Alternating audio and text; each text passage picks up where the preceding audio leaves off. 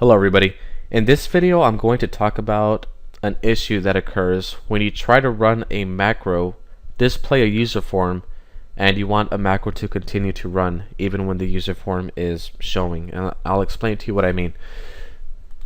First off, I have a workbook already set up with a command button, and I'm going to go to design mode from the developers tab, double click the show user form button, and show you the code. It's message box 1, 2, 3. I mean, this could be like a macro that you're running, and then userform1.show, which is just going to be this user form, and then message box 4 and 5.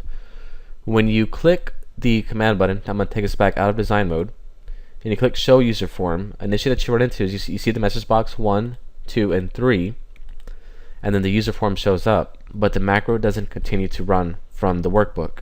Instead, you have to wait until you close the user form so that you can see you can have the remainder of the macro be executed, 4 and 5. So I'm going to explain how you can prevent this from happening. That way you can still show the user form, and the macro will continue to run in the background. So I'm going to click my Visual Basic environment. It's actually very simple. Keep your code as is.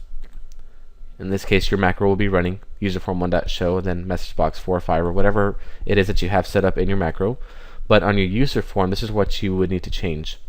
Go to your user form properties, userform1, click your user form, and I don't see my properties window here, so I'm going to go to view, and I'm going to hit properties window. And on my user form properties, I'm going to look for the one that says show modal. I'm going to set that to false. And I'm going to execute this code. Oh, I'm actually not from here. I'm going to close off my Visual Basic environment. But now I'm going to do show user form. Now I'm going to get message box 1, 2, 3. My user form is going to show up, but the macro is going to continue to run. So I have message box 4 and message box 5, even though the user form has already been loaded. So it's a pretty simple video, but this is a very useful technique for when you still want a macro to run in the background and the user form showing. Hope you all enjoyed this video. Thank you for watching.